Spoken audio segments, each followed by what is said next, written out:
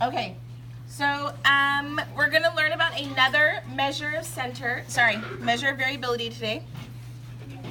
It is called the MAD, or mean absolute deviation. So it's a measure of variation. I just want to review measures of variation. So measures of variation describe the distribution. Everyone's writing what I'm writing today.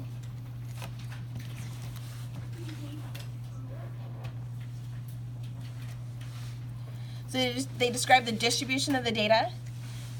You can also say it describes how much variability a data set has, or how spread out the data is. So we have 4 that we learned: interquartile range, mean absolute deviation, and box and whisker plot. So for mean absolute deviation, it looks at variance or variability, multiple ways to say it. Specifically, it's looking at how close each data item is to the mean. So for interquartile range and for box and whiskers plot, which measure of center were we comparing things to? The median. And for the MAD, or mean absolute deviation, we're comparing it to the mean. So I have one example for you.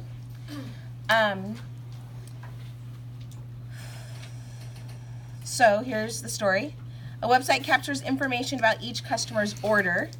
The total dollar amounts of the last 8 orders are listed in the table below. What is the mean absolute deviation of the data? So here I have my data items. What does n equal? What does n equal? What is n equal for this data? 8. So n equals 8. So our first step we're going to do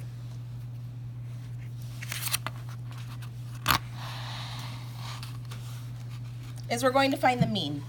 So I want you to go ahead and find the mean.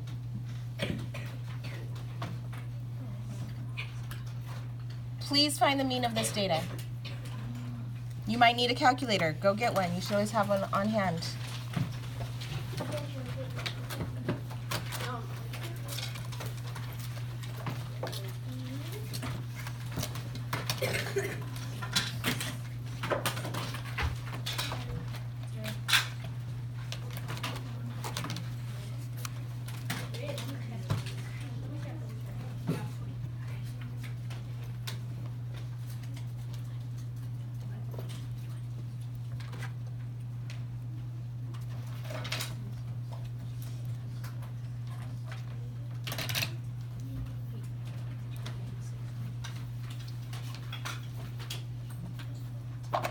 Who got the total? What was the total?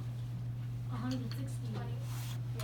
So the mean is, the total is? 160. So just to review, we have 10 plus 21 plus 31 plus 26 plus 13 plus 24 plus 14 plus 21.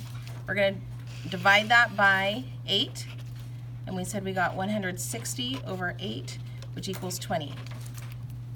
So that means the mean, turn to your neighbor, what does the mean really mean? Do not tell me how to find it. What does the mean really mean? If you say average, you are wrong. What does the mean really mean?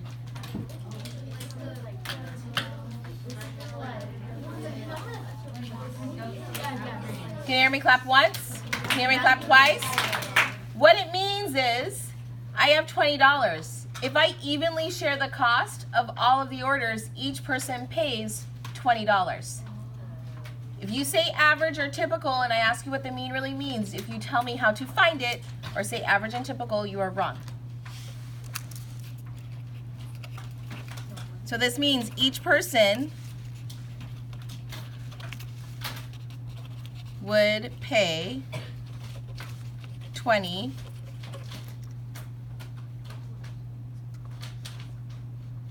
per order. Okay? Okay, so second step. Second step is we need to find the difference of each data item from the mean. So that's why I have this table.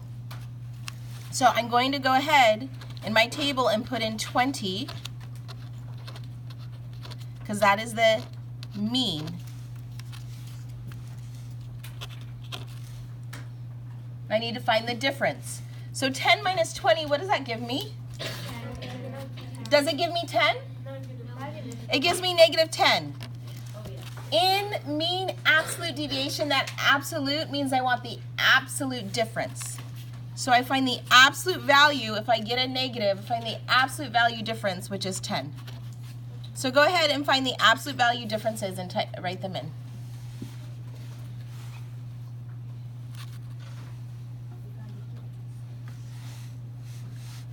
Ten more seconds.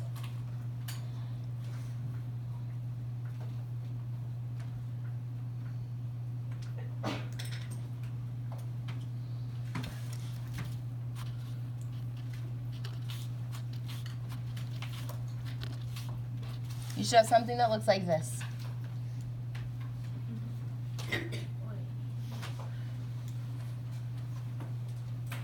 So only positive numbers, right? Absolute value difference. Okay, from here, step 3 on the next page. Step 3 on the next page. We are going to find the mean of the differences. Find the mean of the differences. So I take the differences, add them together,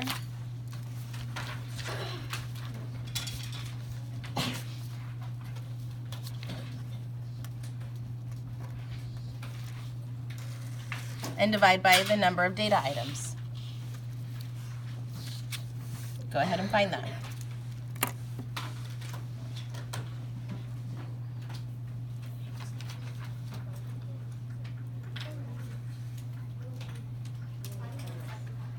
Can someone tell me what they got for their total, not the mean? Yes? I think it was 46. Okay, is that what others got? Yeah. Yep. So 46 divided by 8, what does that equal? 5. And what does that 575 mean? 575 what? So I have $5.75 equals the MAD, or mean absolute deviation.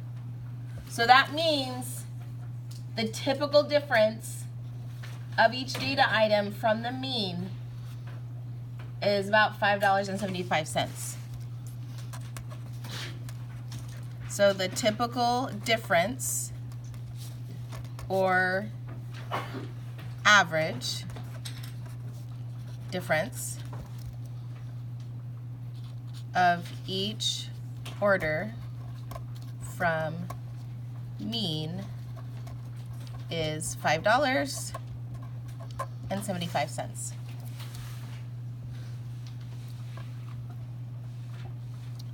Okay, now we want to look at the analysis piece. So the analysis, again, is looking at variance or variability or variation. So the variance is the mean difference between all of the, this should say orders. So the greater the MAD, the greater the variance, variability. You can say variation, or you can say the spread of data. It is more spread out. So let's say I have a MAD of 10 and another MAD of 3 of the same type of data. Which has the greater variation? The MAD of 10, or data with a MAD of 10, or data with a MAD of 3? 10, right? So the MAD of 3 that might be clustered more closely together. So again, learning target 3, this is how you find the MAD.